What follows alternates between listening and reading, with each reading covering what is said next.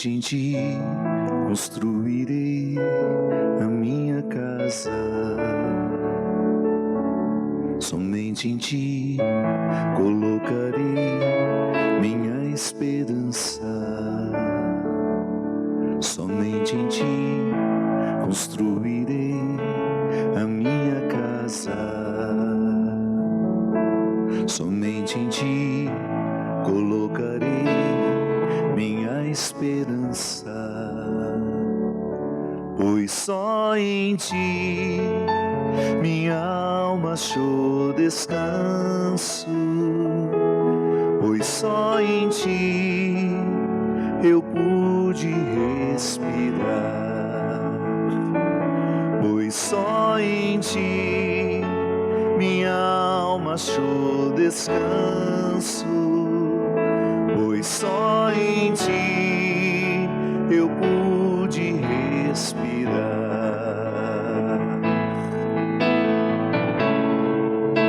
E o meu coração deseja te encontrar, como a terra seca anseia pela chuva. Vem me saciar, pois eu descobri que aqui é o meu lugar.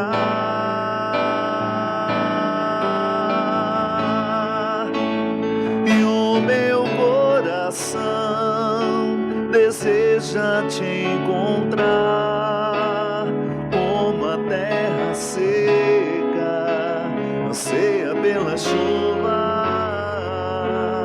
Vem me saciar,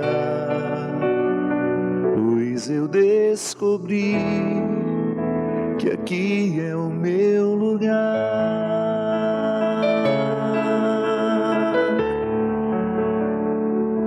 Somente em ti construirei a minha casa.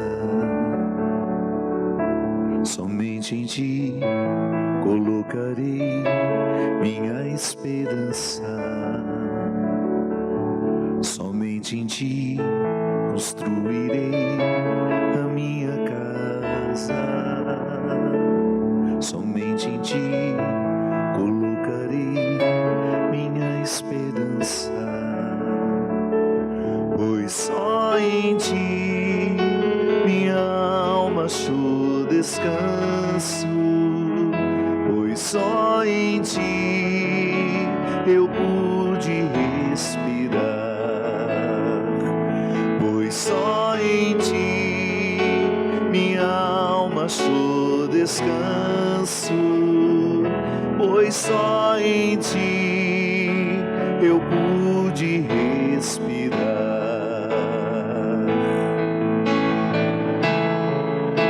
E o meu coração deseja te encontrar, como a terra seca anseia pela chuva. Vem me saciar,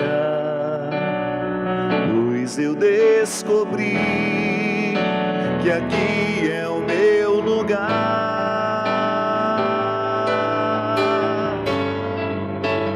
E o meu coração deseja te encontrar, como a terra seca anseia pela chuva. Vem me saciar, pois eu descobri que aqui é o meu lugar. Boa noite, é com muita alegria que nós estamos começando mais um programa Direção Espiritual. Eu sempre acreditei muito que eu sou a pessoa certa, mas às vezes no lugar errado. É um movimento de conversão. É uma frase que eu me repito todo santo dia. Eu sou a pessoa certa, Deus não errou comigo. mas eu estou no lugar certo? E às vezes acontece. Posso muitas vezes estar no lugar errado, sendo a pessoa certa. Isso acontece muito no trabalho. Às vezes você é uma pessoa super competente para aquela função, não para a que você está atualmente. E quando você é a pessoa competente no lugar errado, a sua competência deixa de existir. Porque você não está exercendo a sua aptidão. Porque o ser humano não precisa ser bom em tudo que faz. Isso é uma ilusão. O Christian, boa noite, não está viajando hoje, é um excelente pianista. E se eu te colocasse para tocar bateria, Christian? Poderia até tocar alguma coisa, mas não seria não é? É pianista, é um grande músico, mas não tem as aptidões necessárias para tocar bateria. Ou talvez até tenha, mas não desenvolveu. Porque às vezes a gente tem a aptidão, mas não desenvolveu. E às vezes estar numa função diferente pode até sim despertar novas aptidões. Não tem nenhum problema de vez em quando você experimentar fazer coisas diferentes. É bom, o cérebro gosta de aprender. Aliás, os cientistas estão descobrindo que se você quiser evitar o Alzheimer, basta você ter uma alimentação saudável, retirando o açúcar, porque o açúcar provoca aquilo que os cientistas estão chamando, estão dizendo que o Alzheimer é o diabetes do cérebro. Excesso de açúcar pode sim acelerar o processo de quem tem tendência ao Alzheimer. Então os cientistas estão dizendo que se você vive aprendendo, você joga lá para fora o alemão. Não deixa o alemão entrar na sua vida. O Alzheimer fica fora numa mente criativa, que está sempre aprendendo. Então não é problema você experimentar novas aptidões. E de repente até descobrir, nossa, não imaginei que eu pudesse me dar bem nesta função. E deu. Mas quando você percebe que você não está dando o que poderia dar, porque você está na função errada, por uma questão de honestidade com você, você precisa sair. Para você não morrer antes da hora, para você não adoecer, para você não se tornar uma pessoa difícil no trabalho, porque quando eu estou infeliz no que faço, eu também fico infeliz com quem eu faço. Infeliz no que faço, torno-me infeliz com quem eu faço. Então, eu sou a pessoa certa, mas às vezes na função errada, eu acabo me achando a pessoa errada. E tenho uma análise muito equivocada. Você não é a pessoa errada, Deus não errou com você. Mas às vezes nós, por uma comodidade, ou até mesmo por um condicionamento, vamos parar num lugar que não é nosso, para o qual não fomos feitos. Na vida de conversão é a mesma coisa, minha gente. Em muitos momentos da sua vida, é bem provável que você tenha identificado que você estava vivendo uma situação que não era para você. Por exemplo, um relacionamento abusivo. Toda vez que eu vejo alguém dentro de uma relação abusiva, eu tenho consciência de que aquilo não era para ser assim. Deus não nos criou para que nós nos tornássemos escravo de alguém. Escravo espiritualmente, escravo sexualmente, afetivamente. Não. Se eu estou dentro de um relacionamento abusivo, eu sou a pessoa certa no lugar errado. Eu preciso dar um passo na minha libertação. E eu sei que às vezes é difícil. Libertar-se de um relacionamento abusivo é muito difícil. Porque quando o relacionamento abusivo se estabelece, todos os condicionamentos já foram feitos. Porque é uma espécie de cativeiro, né? Não sei se você já teve a oportunidade de ler o meu livro Quem Me Roubou de Mim, que aliás está saindo numa edição totalmente reescrita. A primeira edição foi aqui na Canção Nova e agora ele está sendo relançado pela editora Record. E eu praticamente reescrevi o livro, eles mandaram para eu corrigir. Dá uma olhada se você quer mudar alguma coisa. Eu acho que o livro que tinha 180 páginas passou para 250. Foi bom, porque foi uma nova interpretação das novas formas de escravidões que o mundo gerou. O livro foi escrito em 2006, eu acho. Então já são muitos anos desde que eu o escrevi. O mundo gerou novos cativeiros, o diabo agiu. Hoje nós temos uma presença maligna entre nós, gerando cativeiros nas pessoas, para as pessoas. Relacionamentos abusivos é um deles. É muito diabólico viver dentro de uma relação abusiva. E como é que você identifica que é abusiva? Porque não há amor.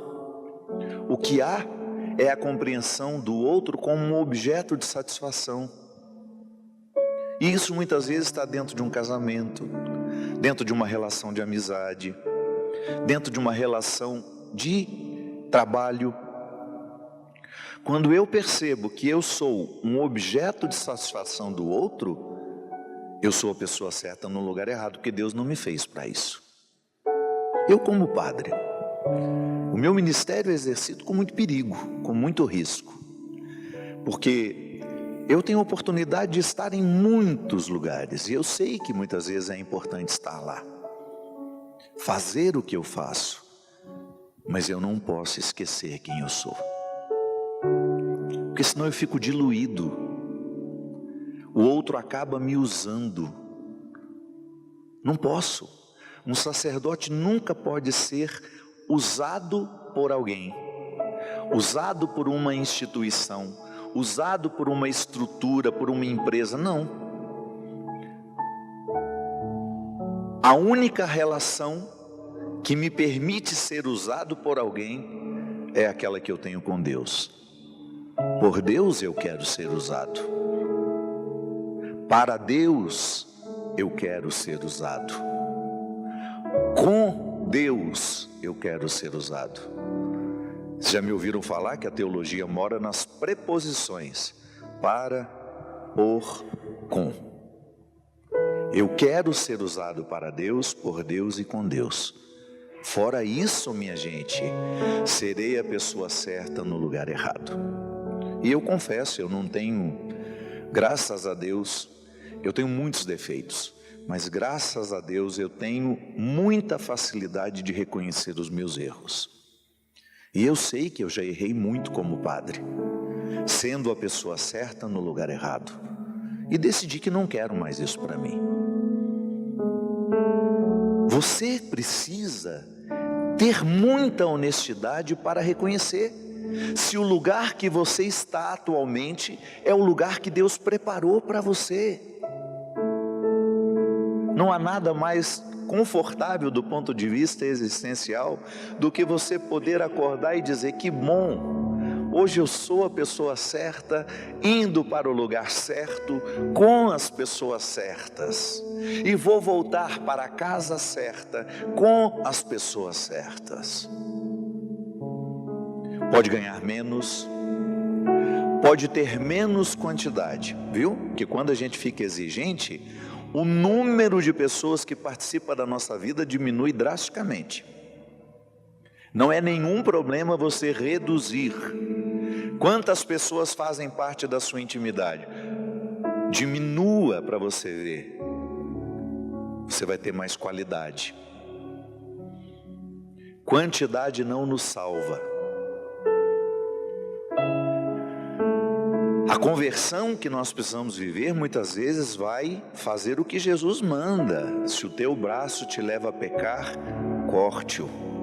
Se a tua perna te leva a pecar, corte-a. Mas ele não está falando do corpo físico. Mesmo que se ele estivesse falando do corpo físico, não sobraria nada de nós. Tudo nos leva ao pecar no corpo.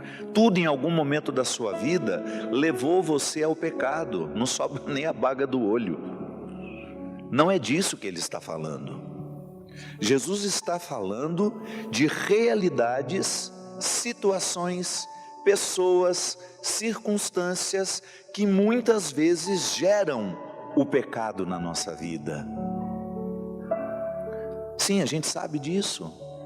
Por exemplo, se eu sou alcoólatra e quero me livrar do vício do álcool, eu preciso radicalmente cessar a convivência com as pessoas que me levam ao álcool. Você não vai conseguir parar de beber continuando tendo os amigos que bebem. Não se trata de desprezar aquelas pessoas, não, minha gente. Você não precisa desprezar alguém para retirá-la do seu convívio. Você pode fazer isso de forma cristã, de forma elegante, inclusive dizendo: olha nos olhos e fala: olha, eu preciso parar de beber. O álcool está destruindo a minha vida, está destruindo a minha família. E se eu continuar convivendo com você, saindo com você, eu não vou conseguir viver essa mudança, porque você me influencia. Agora, se você quiser parar junto comigo, aí nós dois vamos nos fortalecer. Aí é diferente. A gente precisa ter muita honestidade. Ou então, se você é um homem casado, você percebe que tem uma colega de trabalho que está atraindo de uma forma diferente. Você quer continuar fiel à sua esposa. Se você não for honesto com você, muito em breve você será a pessoa certa no lugar errado. Porque a traição, o que você estará vivendo, não fará bem a você. E não fará bem à pessoa também. Então, muitas vezes, a conversão, ela vai exigir de nós uma honestidade para a qual nós não estamos preparados. Não foi sem motivo que Santo Agostinho dizia que para eu reconhecer um pecado na minha vida, eu tenho que estar movido pela graça de Deus. A graça de Deus é fundamental para que eu tenha consciência do meu pecado. Sem a graça de Deus atuando na minha vida, eu vou achar que o pecado é normal, que trair é normal, que não ter a minha disciplina diária em afastar da minha vida o que me faz mal é normal. Agora, quando a graça de Deus atua em mim, eu vejo tudo com mais clareza, inclusive aquilo que eu preciso deixar e aquilo que eu preciso assumir. Porque o cérebro, ele funciona bem quando ele está ocupado. O vício é isso. É uma forma que você tem de dominar o seu cérebro com algo que é ruim. A vontade de fumar, a vontade de beber, a vontade de se drogar, a vontade de comer açúcar. A gente falava do açúcar. O açúcar é tão viciante quanto a cocaína. Há pessoas que sabem que estão morrendo por causa do açúcar e não conseguem retirá-lo da vida. Por quê? Porque é vício. Não é só uma decisão: eu vou parar de comer açúcar. Eu me lembro quando eu precisei parar por uma questão de saúde, a luta que foi. A luta continua até hoje, porque eu continuo sem. São 5 anos de abstinência, são 5 anos sem o açúcar circulando no meu sangue. O açúcar, né, o industrializado, porque o açúcar do alimento não tem como. O arroz que eu como vira açúcar, a batata, o carboidrato de absorção simples vira açúcar rapidamente. Por isso que eu opto por carboidratos mais complexos, coloco uma salada dentro, coloco uma fibra para diminuir o volume de açúcar circulando no meu sangue. Porque senão eu continuo viciado, comendo batata, comendo macarrão. Então eu tenho consciência de que o açúcar na minha vida é um vício. Eu preciso ocupar a minha mente com novas informações para que eu me livre do vício. É racionalizando que a gente vence. Toda vez que você estiver atraído por uma mulher que você sabe que colocará em risco a sua fidelidade, a vida da sua família e dos seus filhos, racionalize: eu quero esse inferno para mim? Ou eu quero continuar sendo feliz lá no meu lar, no lugar que é meu, no lugar que eu construir para ser meu, no lugar onde as pessoas me esperam, no lugar que as pessoas são capazes de dar a vida por mim. É difícil. Ser a pessoa certa no lugar certo é um caminho de conversão diária. Diariamente eu preciso optar pelas realidades que vão me ajudar a estar no lugar certo e sabiamente poder dar continuidade a isso. É tão bom, minha gente. Não tem nada mais desconfortável do que a gente deitar a cabeça no travesseiro sabendo que nós fomos a pessoa certa no lugar certo. Hoje eu vivi como gostaria de viver. Hoje Deus teve todas as oportunidades de me conduzir. Em nenhum momento o diabo assumiu o controle da minha vida. Em nenhum momento o diabo assumiu o controle das minhas escolhas. É libertador você poder dizer: hoje quem me conduziu foi o Espírito Santo. Não falei mal de ninguém, porque quando eu falo mal de alguém, eu sou a pessoa certa no formato errado. Um cristão não fala mal de outras pessoas. Um cristão não odeia. Pode até ter um ímpeto, viu, minha gente? Eu posso ter até o movimento do ódio dentro de mim, mas eu não deixo ele crescer. É o que dizia o sábio: eu não posso impedir que os passarinhos voem sobre a minha cabeça, mas eu posso impedir que eles façam ninho. O ódio é a mesma coisa. Eu não tenho como travar o movimento do ódio. Às vezes ele vem com toda a força, mas eu preciso escolher se eu quero colocar sangue no ódio ou se eu quero minimizá-lo. Porque sendo cristão, eu não posso orbitar no ódio. Sabe por quê? Onde o ódio está, Deus já fez as malas e foi embora. Deus é amor. Deus é amor. Eu não posso conciliar uma postura de ódio com o meu cristianismo. Não tem como ser os dois. Ou eu sou fofoqueiro, ou eu sou cristão. Os dois eu não posso ser. Então é muito bom quando no final do dia você percebe que o Espírito Santo conseguiu controlar todos os seus impulsos humanos e você foi a pessoa certa no lugar certo. Que o Espírito Santo continue nos iluminando, continue tendo acesso ao nosso coração e regando a terra do nosso coração para que nós sejamos sempre um território dócil à sua ação. Derrame sobre nós a bênção e a proteção do céu, do Deus Todo-Poderoso, Pai, Filho e Espírito Santo. Amém. Até a semana que vem, se Deus quiser.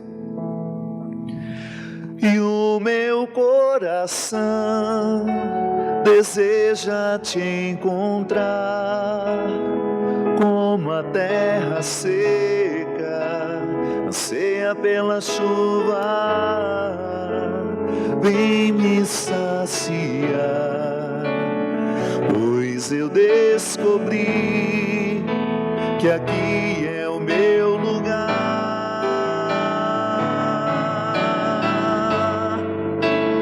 E o meu coração deseja te encontrar, como a terra seca anseia pela chuva.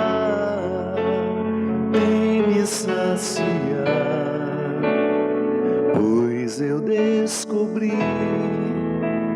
que aqui